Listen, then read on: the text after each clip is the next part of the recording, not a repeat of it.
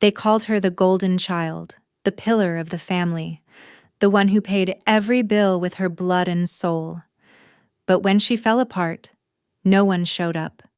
Amid 74 missed calls and an empty hospital room, she began the most terrifying journey of her life, learning how to live without being loved the wrong way.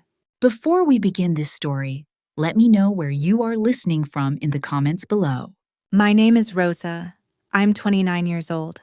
And what I'm about to tell you today will forever change the way you see your own family. If you rewind my life to the moment it cracked, it doesn't start with a scream or a crash. It starts with silence, the kind that hums under fluorescent lights and seeps into your bones. It was 1:37 a.m. The office was half lit, papers stacked like tombstones, coffee cups forming a sad constellation across my desk. 2 monitors glowed in front of me, painting my reflection pale and hollow. I looked like someone's ghost. "They say I'm the pillar," I whispered, staring at my reflection. But where does a pillar lean? The words hung in the air, too honest, too dangerous. So I did what I always did.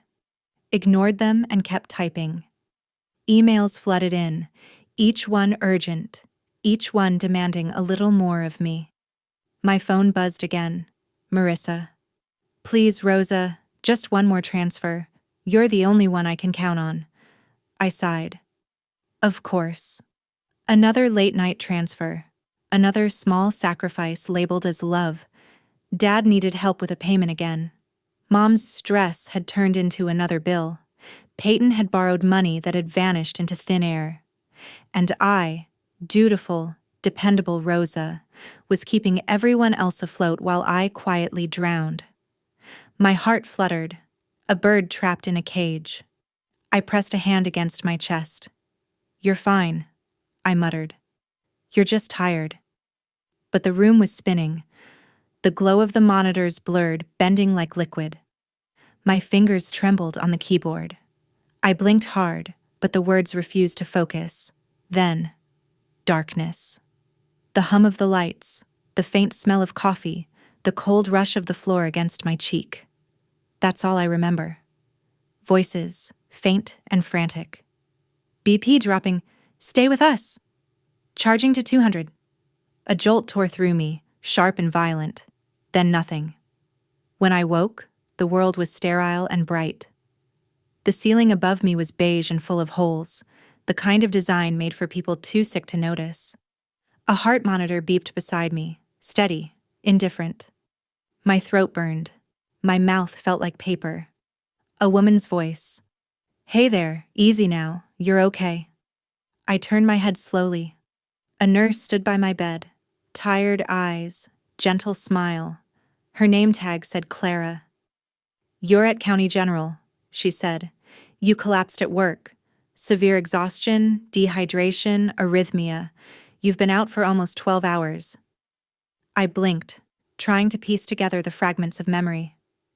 "Did anyone come?" Clara hesitated. "We called your emergency contact. Your parents." Relief washed through me. Good. They know. They'll come. Her silence stretched too long. "They were informed you were critical," she said carefully, "but they couldn't make it. Your father said your mother's under stress. They asked us to keep them updated." I stared at her. "They didn't come?" She shook her head. "I'm sorry." Something inside me folded in on itself, quiet and final. The monitor beeped steadily beside me. I stared at it, counting the seconds between each sound. I'd built my life around them, every late night, every sacrifice, and they couldn't even show up when I was dying. "Do you want your phone?" Clara asked softly. I nodded. She placed it in my hand. The cold glass felt heavier than it should. I unlocked it and froze. The lock screen photo. All of us at a picnic. Dad with his forced smile, Mom's hand on my shoulder, Marissa laughing too loud, Peyton in the background making bunny ears behind me. We looked like love. We weren't. Notifications flooded the screen. Emails, deadlines, Bank alerts, promotions, a tidal wave of everything that demanded something from me. But no text from Mom, no call from Dad, no message saying, "Are you okay?" Just silence. Then I saw it. 74 missed calls. All from Dad. My heart jumped, stupid and hopeful. I pressed play on the first voicemail. "Rosa, it's Dad.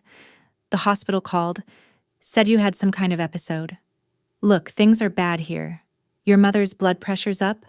I'm behind on the house payment, and your sister, she's struggling again. We need you. Call me back. We need you. Not how are you? Not, are you alive?" Just the same plea I'd heard my entire life, another withdrawal from the bank of my soul. I played the next voicemail, then another, each one identical. "You're our only hope.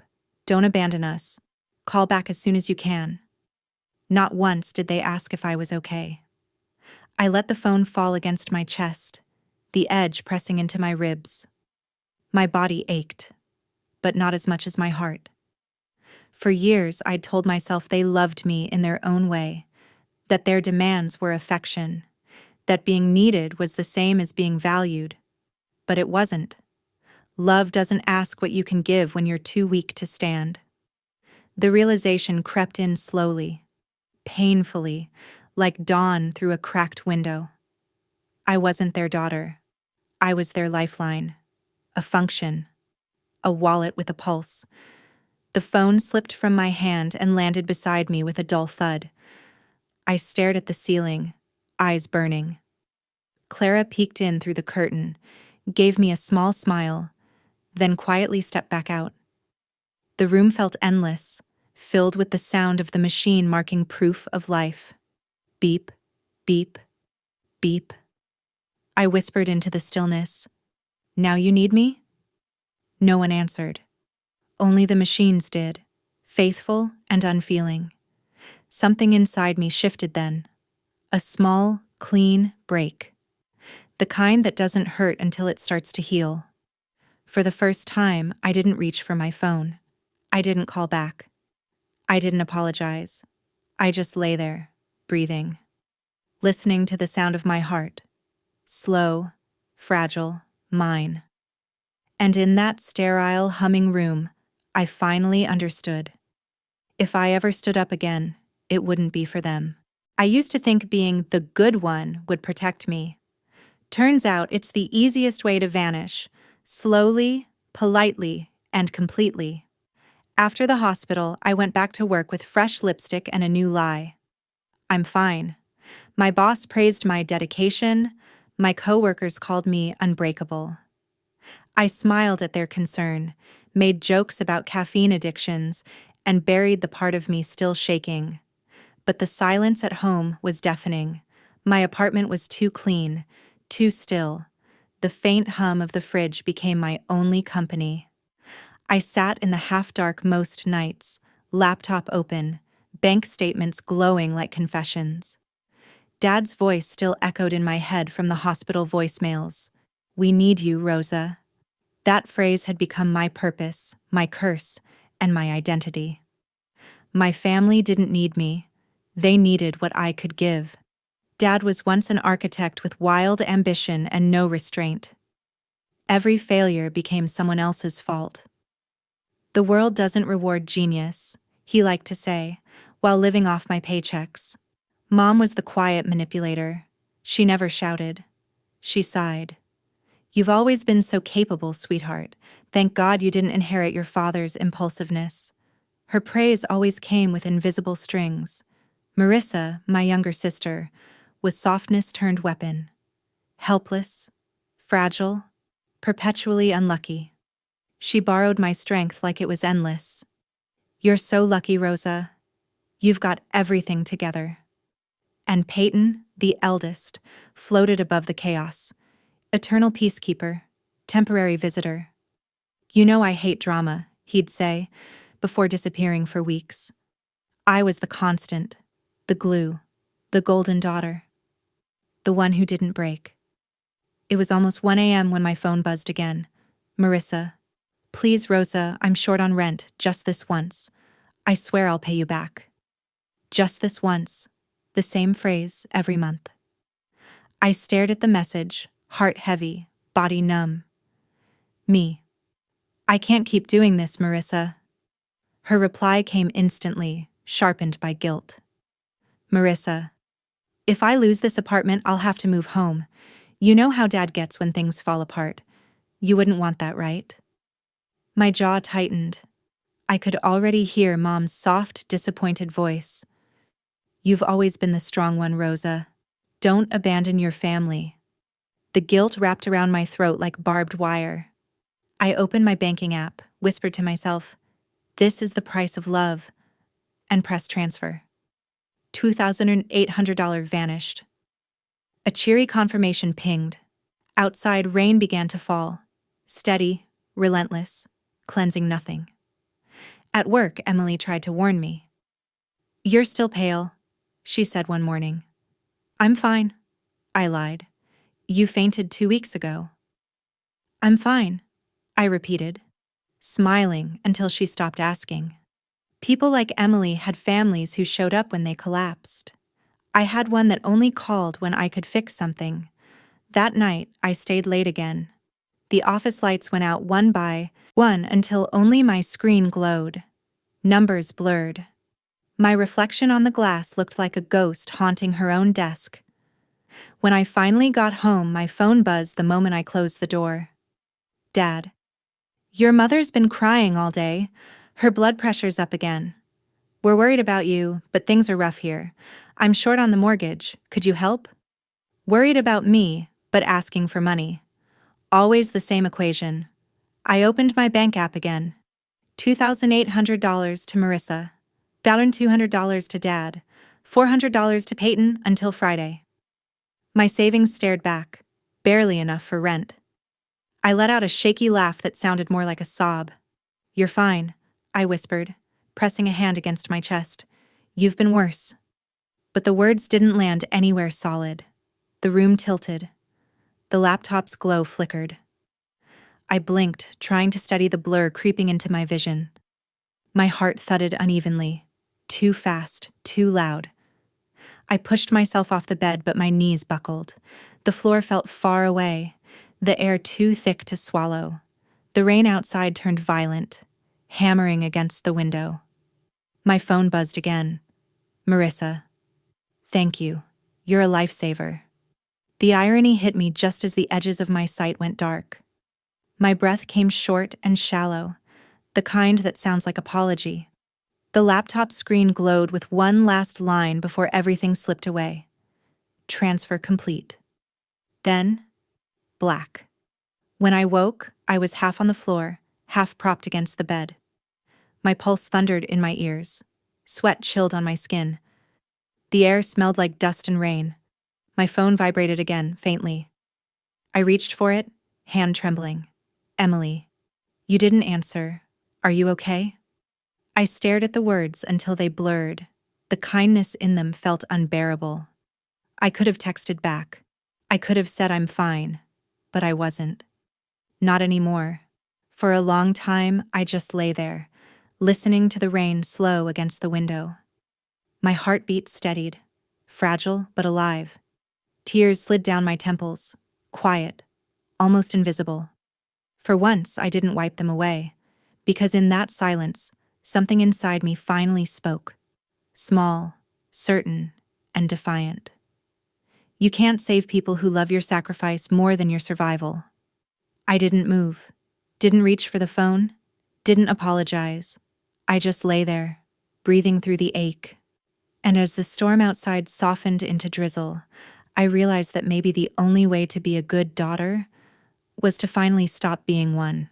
When I woke up the second time, the world felt quieter, like someone had turned the volume down on life itself.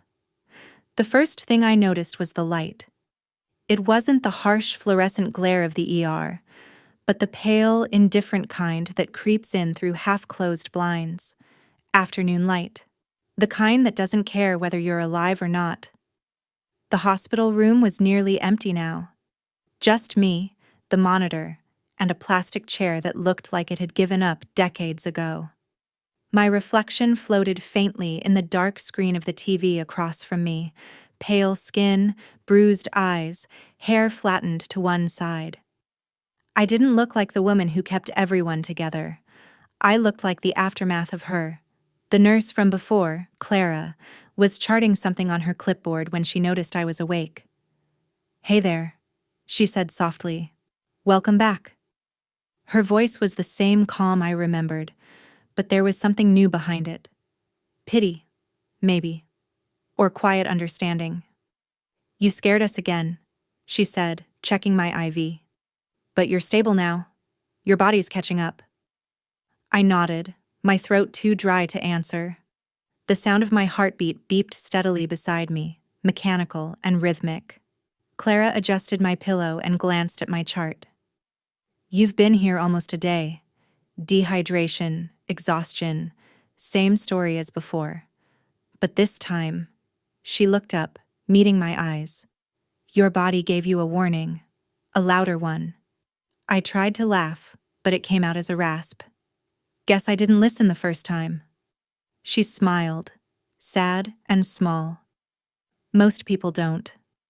The room smelled faintly of antiseptic and something metallic, like rust.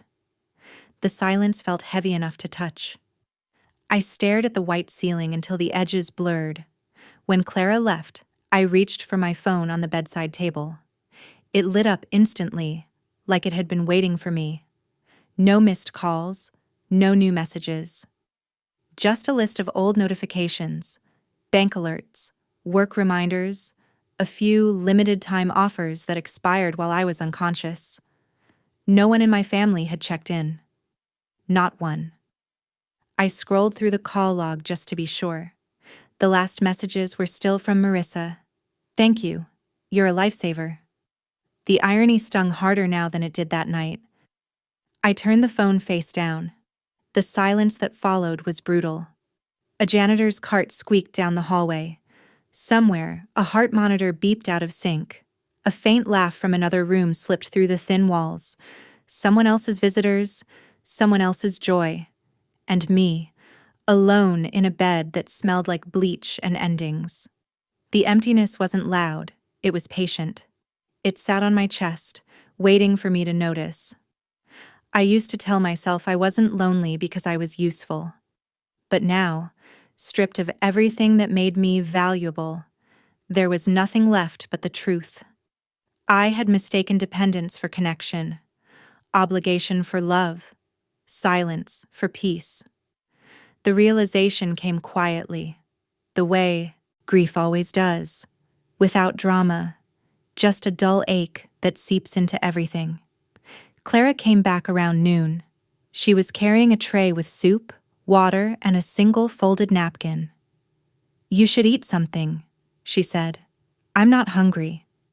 "You need strength," she insisted gently, "not just physical." Her words lingered as she sat in the chair beside me. She studied me for a moment, then said, "You know, I see a lot of people come through here. Most of them crash because their bodies give out. But you—" She hesitated, choosing her words carefully. "You crashed because your heart did." I blinked at her. "You mean emotionally?" "I mean in every sense." She smiled faintly. "Your test results say you're recovering physically, but—" She gestured at the space around us. "You need to recover from everything else too." There was a long silence. Then she added, half to herself, "She's recovering, in every way." When she left, the words stayed with me. Recovering from what exactly? The exhaustion? The family? The habit of calling it love when it was just survival? Maybe all of it. Later, as the sun lowered and shadows stretched across the room, I forced myself to sit up. My muscles protested, but I needed to feel something, anything, that wasn't numbness. I looked out the window. The city was still moving, indifferent to my small collapse. Cars crawled along the wet streets. A boy ran through the rain with a paper bag over his head. A woman laughed into her phone, umbrella spinning in her hand. Life kept going. It hit me then with quiet clarity. If they wouldn't come when I was dying, maybe it was time to stop living for them. My reflection in the window looked older, hollow, but steadier. I touched the glass, tracing the faint outline of my face. "They're not coming," I whispered. "Not now. Not ever." The words didn't hurt as much as I expected. They just landed. When Clara returned to check my vitals, she found me awake, sitting upright, phone off. She smiled. "That's a good sign." I smiled back, small but real. "It's a start." She nodded, and for a moment neither of us said anything. The world outside was dimming, the city lights flickering to life like stars trapped in concrete. As she adjusted my IV, I said quietly, almost to myself, "If they won't come when I'm broken, maybe I should stop breaking myself to make them comfortable." Clara glanced up at me, surprised. "That sounds like someone who's finally listening to herself." I didn't answer. I just leaned back, eyes heavy but calm. The monitor beside me kept its steady rhythm, softer now, less mechanical. For the first time in years, I wasn't planning my next move. I wasn't waiting for anyone to call. I wasn't fixing anything. I was simply existing. Hurt, hollow, but alive. And in that empty hospital room, surrounded by nothing but silence and the slow hum of recovery, I whispered into the quiet, "If they won't show up for me, I'll show up for myself." The morning after I decided to stop waiting, the world felt lighter. Not healed, not peaceful, just less heavy. The hospital room was bathed in a pale kind of gold, sunlight sneaking through the blinds like it wasn't sure it was allowed in. The monitors were silent now, the IV removed. It should have felt like freedom, but it mostly felt like standing at the edge of a cliff with no map. I was filling out discharge papers when Clara appeared at the door. "Someone's here to see you," she said, smiling for the first time since I'd met her. I frowned. "That's impossible." But then I heard it, a slow, firm knock against the doorframe. When I looked up, I saw him. Grandpa Joe. It took me a second to process it. I hadn't seen him in years, not since my parents decided he was too negative to be around the family. He was smaller than I remembered, but his eyes were the same.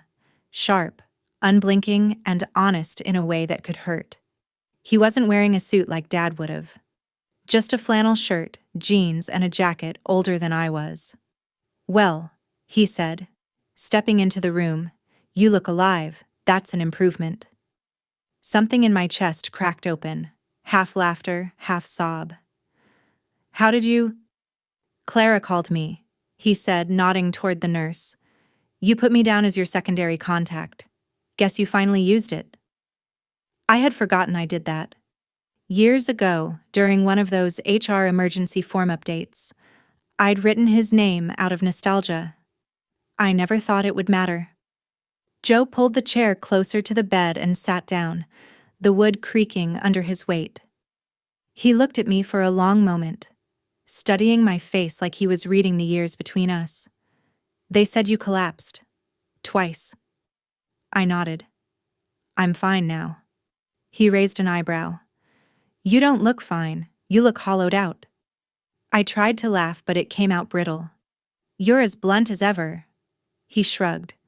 "Blunt keeps people alive." Then softer. "They didn't come, did they?" The question hung between us like a dare. I didn't answer, and that was answer enough. He sighed, leaning back in the chair. "I told your father 30 years ago that if he didn't learn the difference between pride and love, he'd end up alone.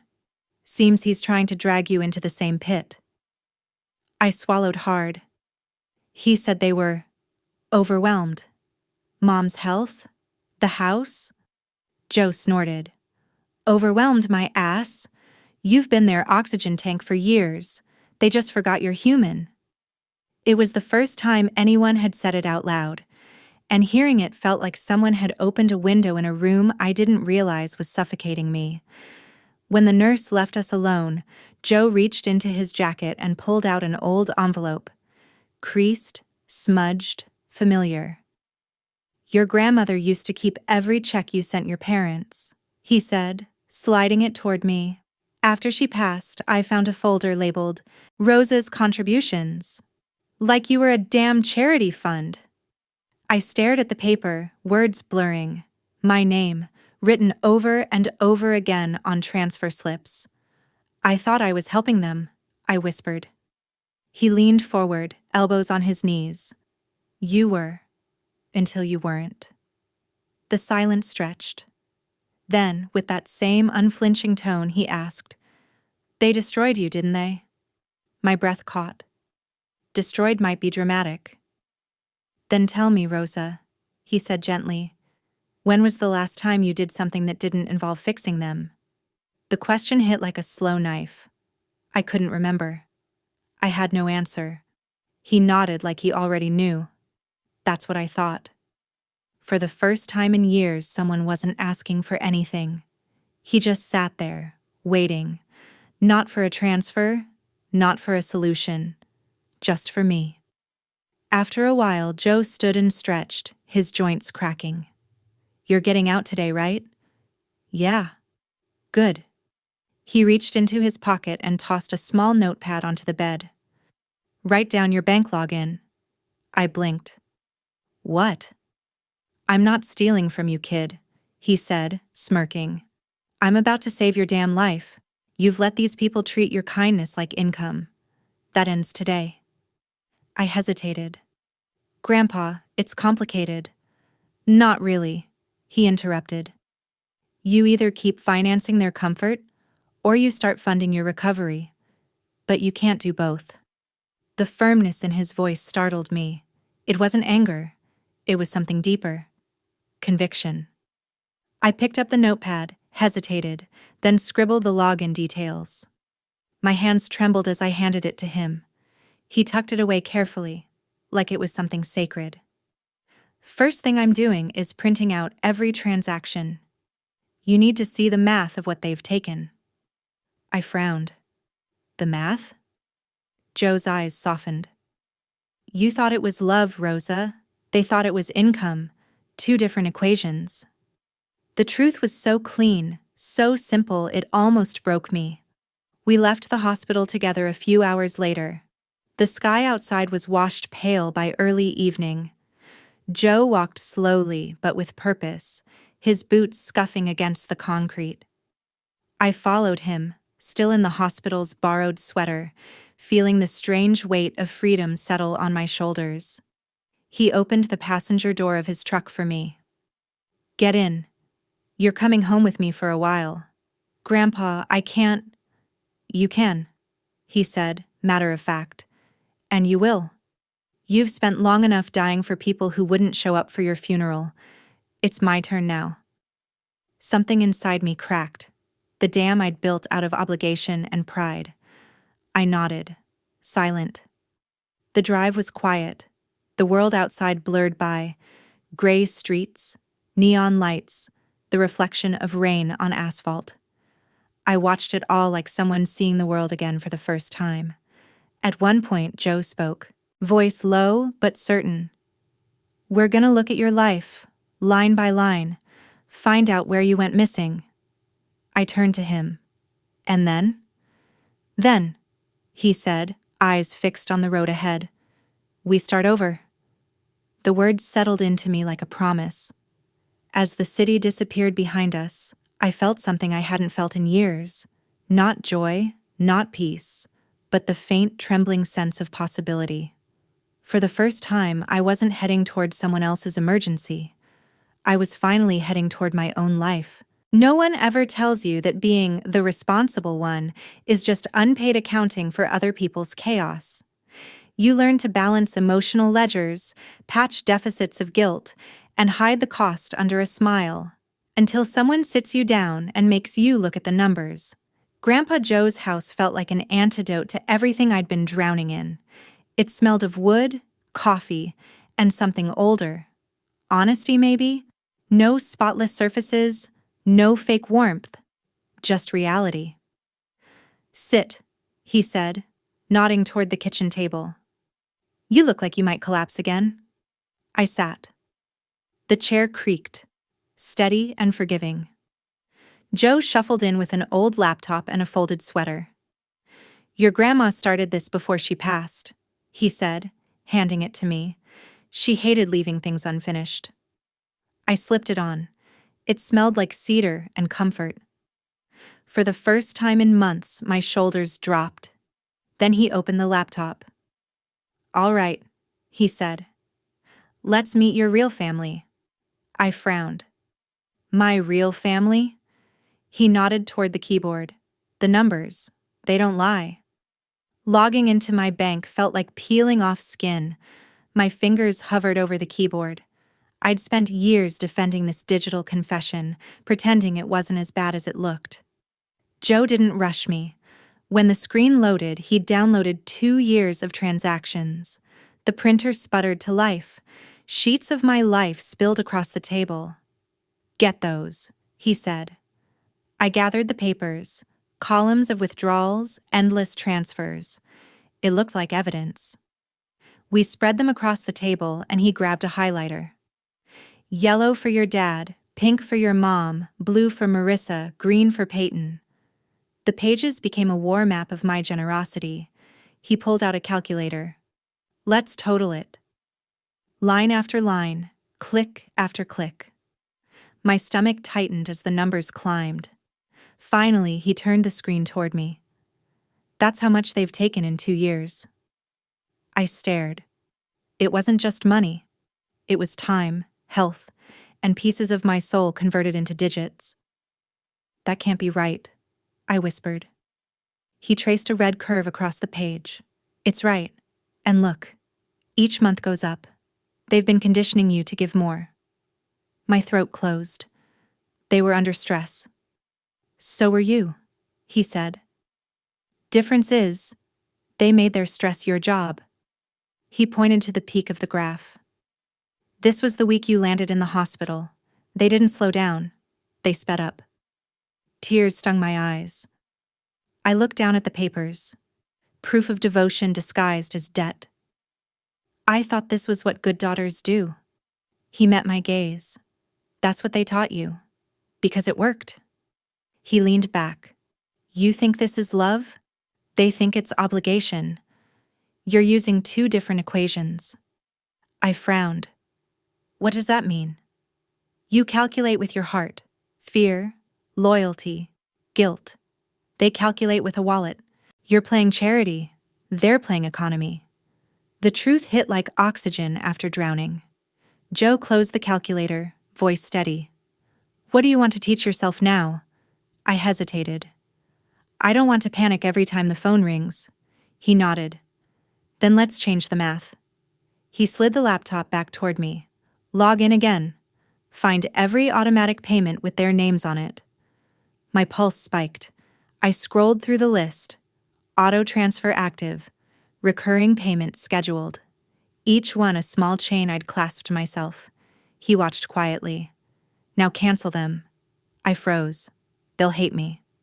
They already do, he said softly. Just for different reasons. I hovered over the first cancel button. My chest ached. This feels cruel. Cruelty, he said, is asking you for money when you're half dead. This is self-respect. I clicked. One after another, the chains fell away.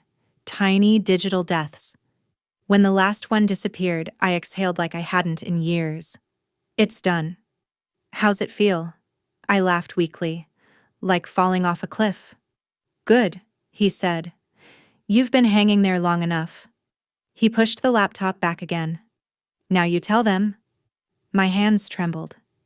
An email? Short and clean. No explanations.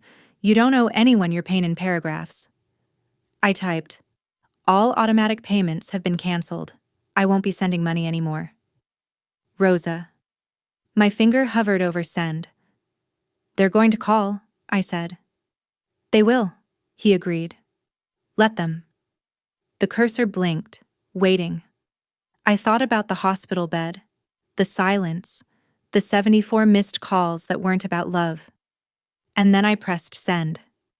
Nothing exploded. The room didn't collapse. My heart kept beating. Joe smiled faintly. There, first real breath, huh? I nodded, tears slipping silently down my cheeks. Yeah. He stood stretching. Good. Keep breathing. They'll learn to suffocate on their own. My phone buzzed. Dad. Incoming call. The screen vibrated across the table, angry and insistent. I didn't reach for it.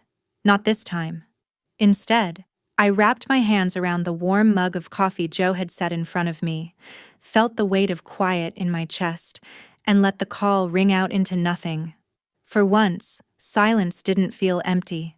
It felt earned. Freedom doesn't come quietly. It echoes.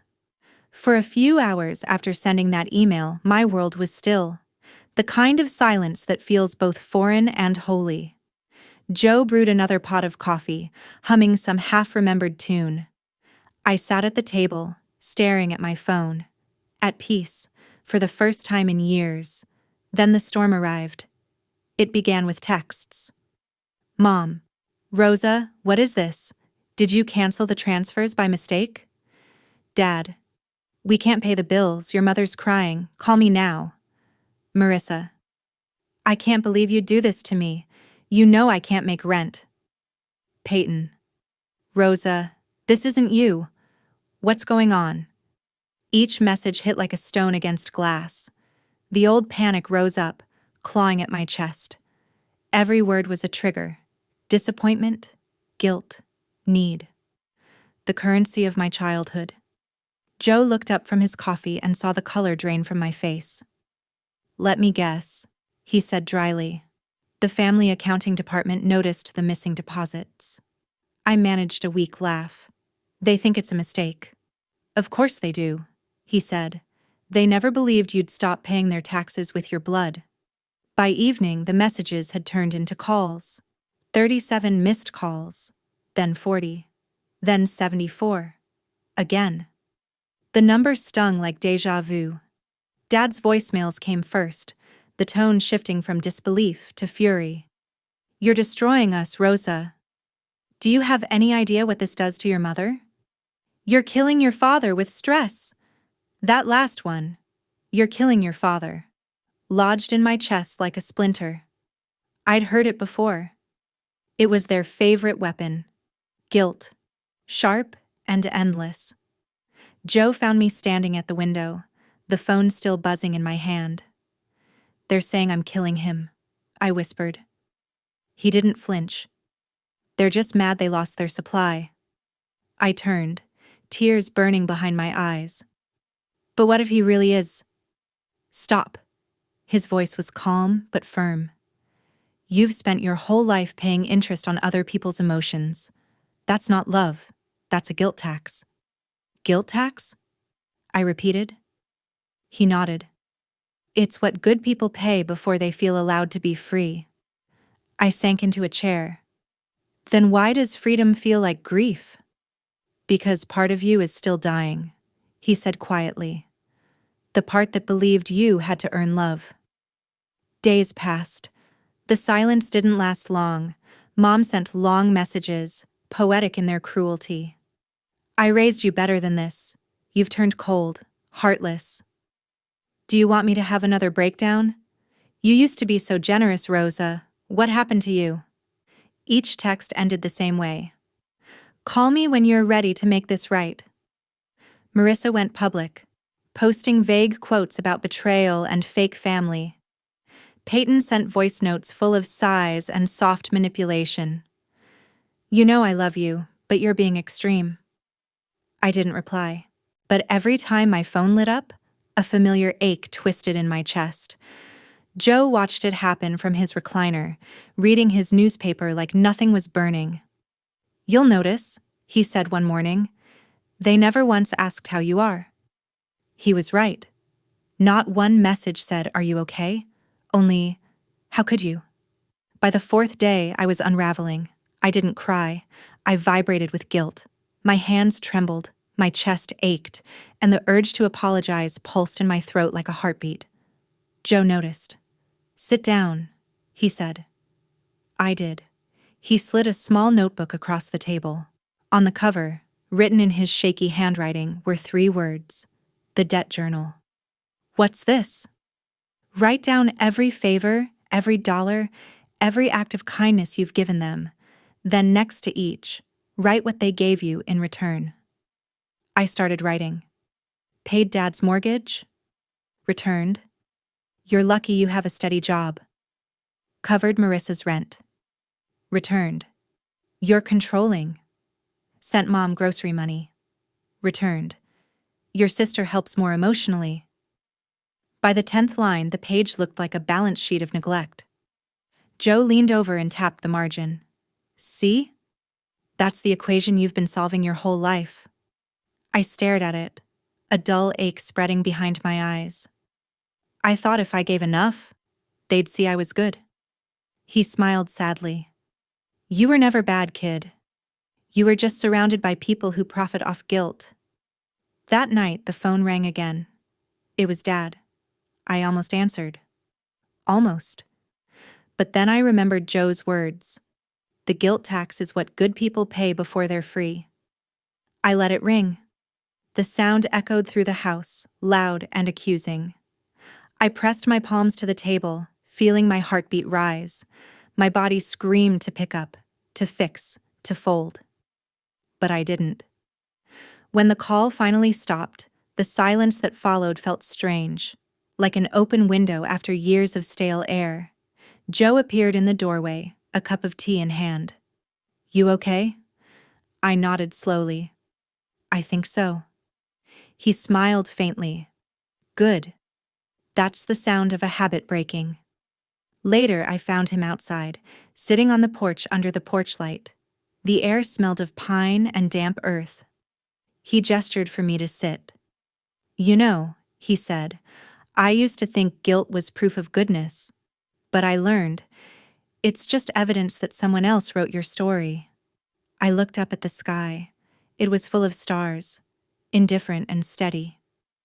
"What if they never forgive me?" He chuckled softly. "Then you'll finally know what it's like to live without permission."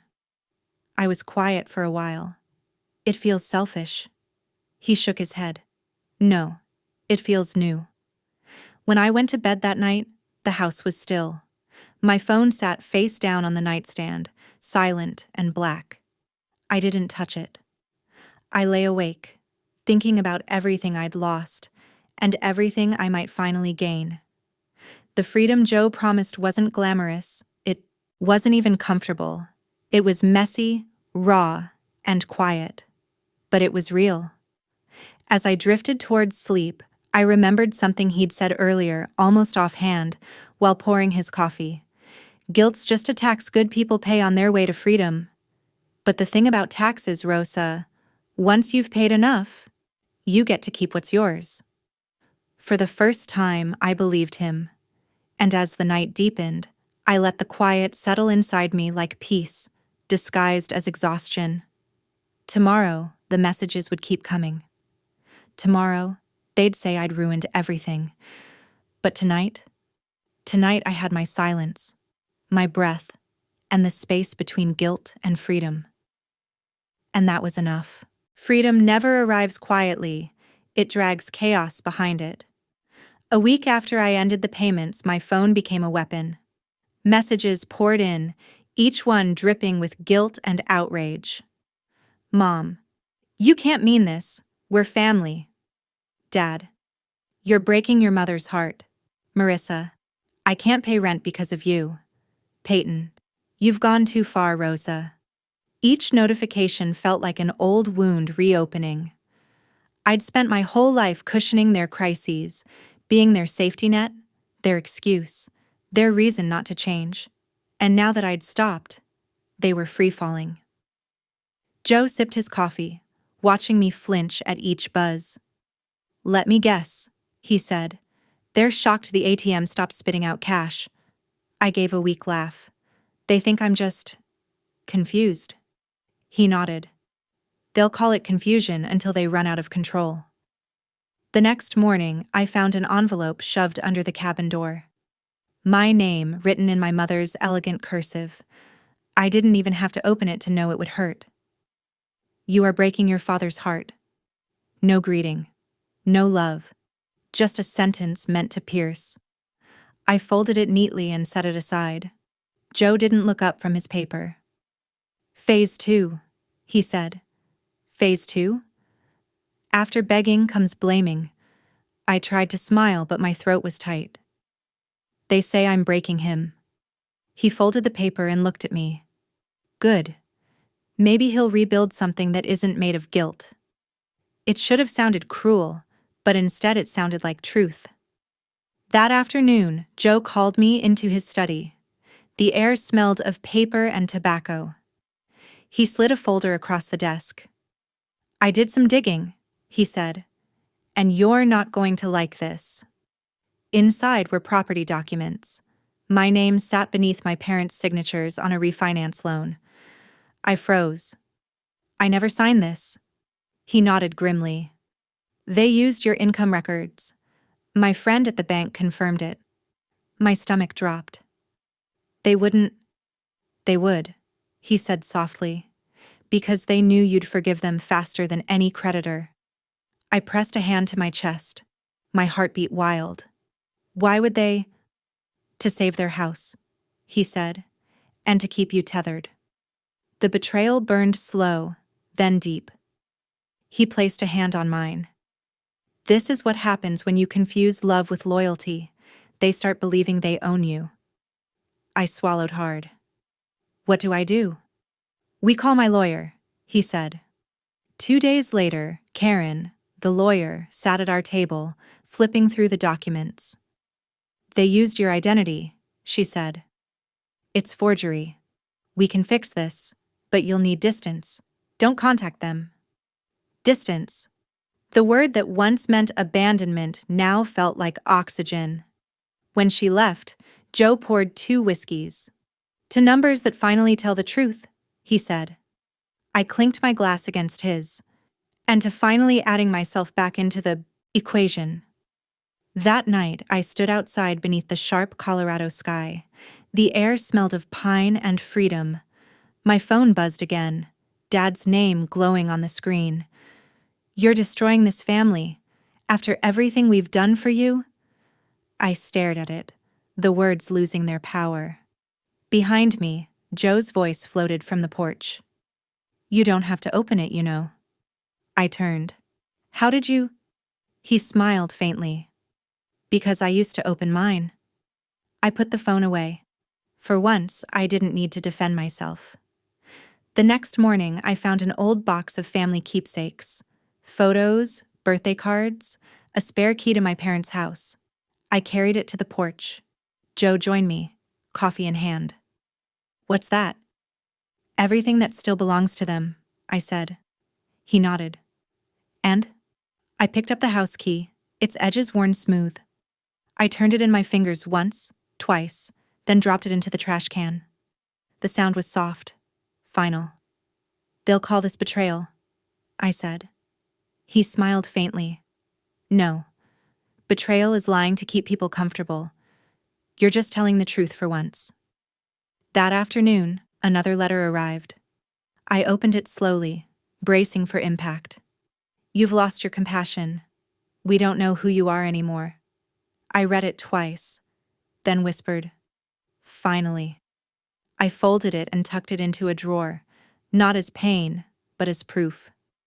Proof that love built on guilt isn't love at all. For years, I'd been their bridge, the one who held everything together while they tore it apart. But bridges don't last forever under the weight of people who never learn to walk. That night, Joe and I sat on the porch. The forest hummed softly, and the wind moved through the pines. You did good today, he said. I smiled faintly. All I did was not answer the phone. He raised his mug. Exactly. I looked at the stars, endless and bright. It feels like I'm abandoning them. You're not, he said. You're finally leaving the fire they keep calling home. The night wrapped around us, vast and quiet. I breathed, steady this time. For years, I'd been surviving inside their storm, but tonight, for the first time, I was standing in calm air. And in the silence, I finally understood. I wasn't destroying my family. I was saving myself. Peace has a strange texture. It's soft, fragile, and unbelievable when you've spent years waiting for the next explosion. 2 weeks passed without a word from my parents. The quiet felt foreign, like a calm sea after a lifetime of storms. I almost let myself believe it was over. But peace, in my family, was never the end. It was the inhale before the scream. The scream arrived in the form of an official letter. Thick paper. A lawyer's header. At first, I thought it was another debt notice, maybe another guilt trip in legal wrapping. But when I opened it, the world tilted. Petition for evaluation of mental capacity. Filed by Harold and Margaret Alvarez. Reason: concern for erratic and self-destructive behavior following a mental health crisis. They were trying to declare me legally incompetent. The paper trembled in my hands. Joe found me standing in the kitchen, white as the envelope. "What's wrong?"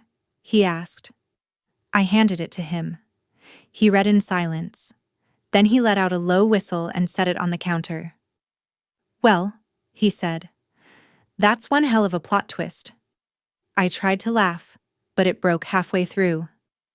"They're saying I'm unfit to handle my own life." He crossed his arms, calm as ever.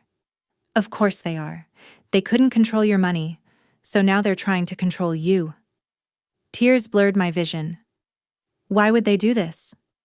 Because power doesn't grieve, it retaliates. I pressed my hands against my face. "I don't have the strength for this, Joe." He reached out and squeezed my shoulder. "That's what they're counting on. But lucky for you, I've been preparing for exactly this kind of stupidity." He led me into his study. The old oak desk was covered with folders, files, and a neat stack of legal papers. "What is this?" I asked. He smiled faintly. "A contingency plan. I set up a trust last week in your name." I blinked. "A trust?" He nodded. "Everything in your accounts, every asset you have, it's been moved under legal protection. They can't touch a dime." I shook my head in disbelief. "You did this without telling me?" "I figured you had enough on your plate," he said. "Besides, I wanted to make sure you wouldn't panic halfway through and try to give it all back." Despite everything, I laughed. Half hysteria, half relief. "You really don't believe in soft landings, do you?" He poured me a glass of water and pushed it toward me. "You don't build trust with talk, Rosa. You build it with paperwork." That night, I couldn't sleep.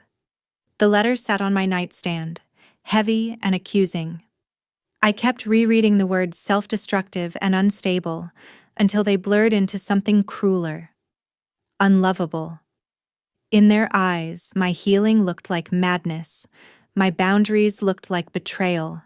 My independence looked like proof that something was wrong with me. I turned off the lamp and whispered into the dark. They'd rather call me crazy than let me be free. The silence answered, and for the first time, it didn't feel empty. 2 days later, I sat in a small courtroom, flanked by Joe and Karen. My parents were across the room. My mother in a cream suit, my father stiff in his tie. They looked at me like strangers rehearsing sorrow. Mom's voice trembled as she testified. "We're just worried about her. She's not herself." Dad nodded solemnly. "She's been erratic.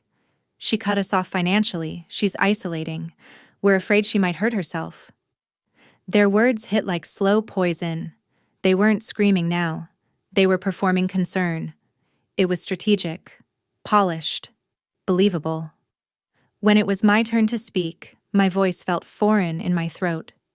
"Your Honor," I said quietly, "they're not protecting me. They're punishing me for leaving." My mother gasped softly, hand to chest.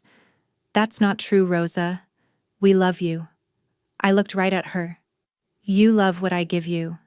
You don't love who I am without it." The judge's eyes softened slightly. Joe reached over, placing a hand over mine under the table. Karen stood and handed the court a thick folder. "Your Honor, Exhibit B," she said. "Proof that my client's accounts have been transferred into an independent trust created for her protection, not theirs."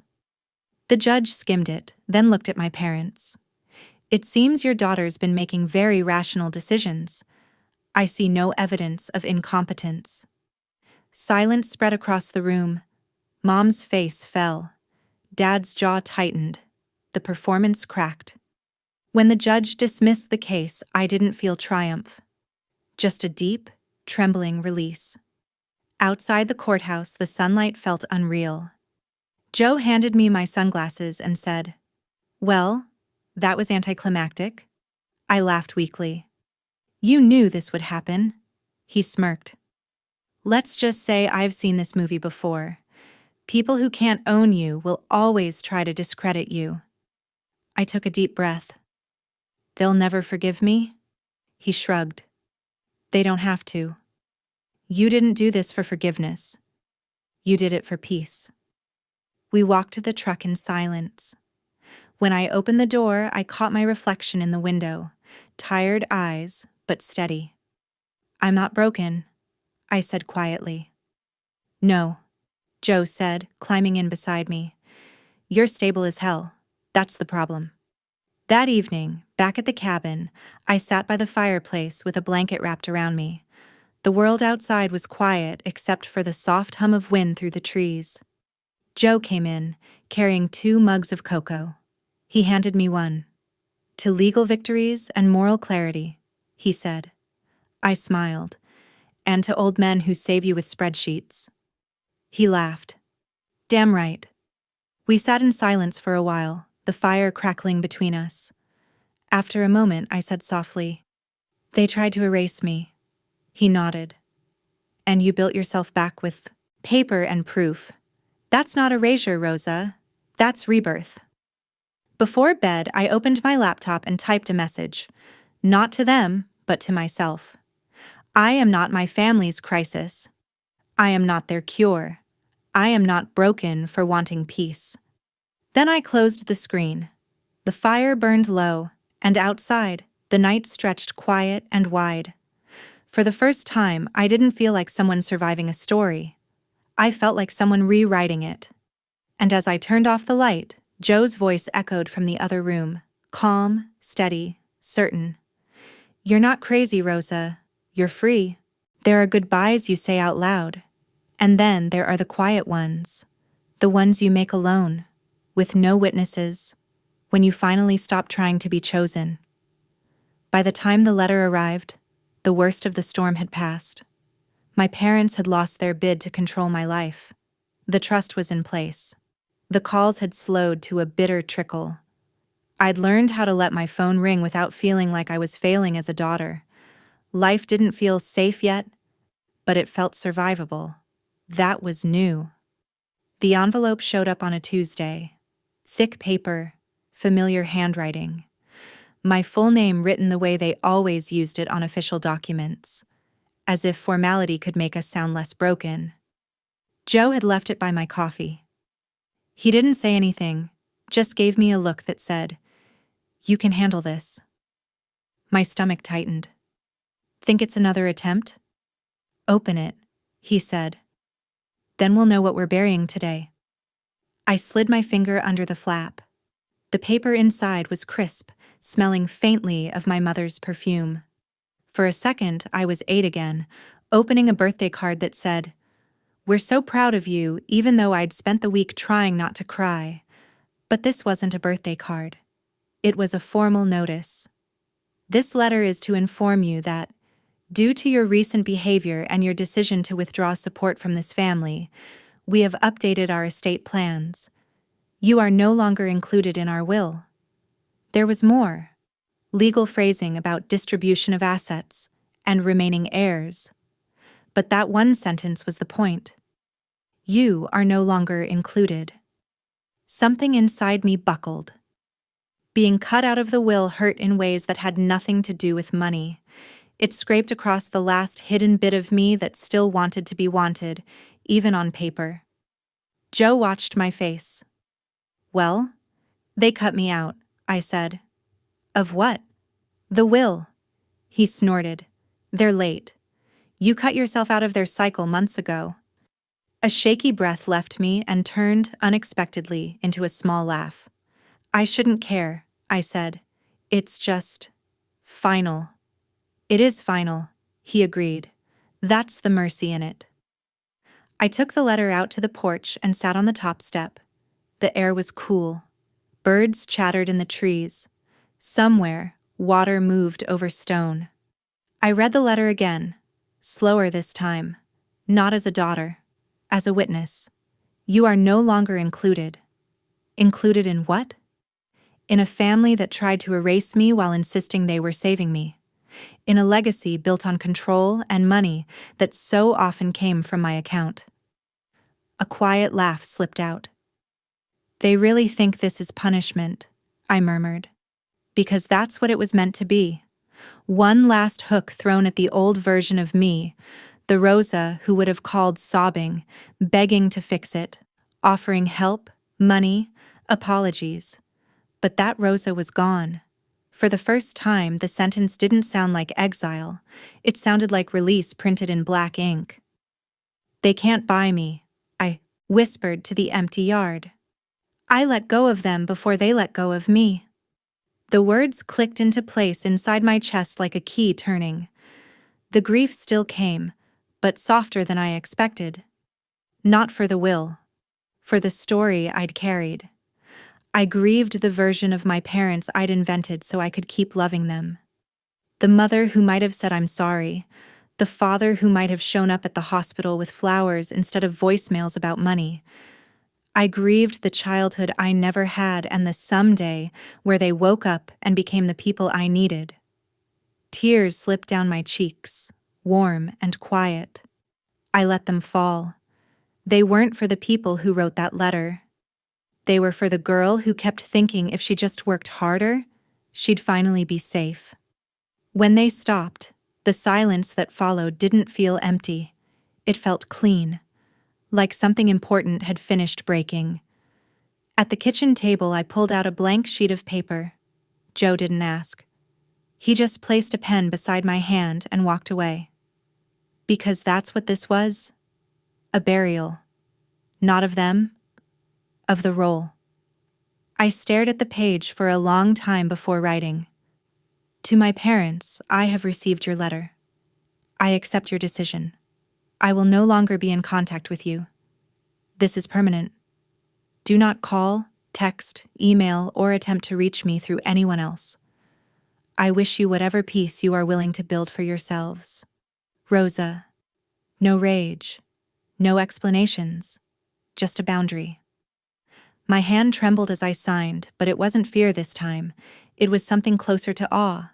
I folded the page, slid it into an envelope, and wrote their address from memory. My handwriting beside their names looked wrong now, like two strangers sharing a mailbox. Joe drove me into town. We didn't talk much. The mountains held up the sky on either side of the road. At the small post office, I stood in front of the mail slot longer than necessary. "You don't have to send it," Joe said quietly. "I know," I answered. "That's why I'm going to." I pushed the envelope through. It vanished with a soft scrape of paper on metal. A line crossed. A door closed. Back at the cabin, I took their will letter and placed it into a box with other documents, not as a wound, but as a record. Proof that I chose my life over their version of it. Then I slid the box to the back of the closet. "It's done," I whispered. Not to them. To myself. The words didn't feel like an ending. They felt like the last shovel of dirt on a grave that should have been dug years ago. I stepped onto the porch. Evening softened the sky. For the first time, I didn't feel like a daughter waiting to be taken back. I felt like a woman who had finally chosen herself, and meant it. The goodbye didn't break me. It made room. Freedom didn't come with fireworks. It came with quiet. The kind of quiet that feels alive. The hush of the mountains at dawn, the crackle of a small fire, the steady rhythm of my own breathing. Weeks had passed since the letter, since the last thread tying me to them snapped. I didn't realize how much space guilt had taken up until it was gone. The silence that once terrified me now wrapped around me like a soft blanket. The cabin Joe and I shared sat at the edge of a clearing in Colorado. The air was thin, the mornings cool enough to make coffee taste like medicine. There was no Wi-Fi, no constant buzzing, no emergency calls demanding I fix what never belonged to me. Just space and time. I woke up early every morning to the sound of birds. It took a while to stop expecting alarms, those frantic little jolts of panic that had been my default for years. The first few days, I still checked my phone out of habit. Nothing. No missed calls. No crises disguised as family updates.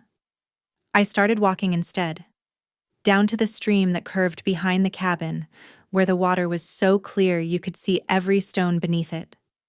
The sound was hypnotic, a kind of language I hadn't known I'd been starving for.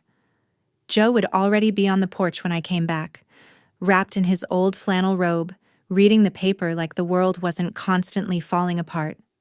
"You slept," he'd say every morning. It wasn't a question. It was quiet approval. I'd nod, smile, and pour us both coffee. That became our routine.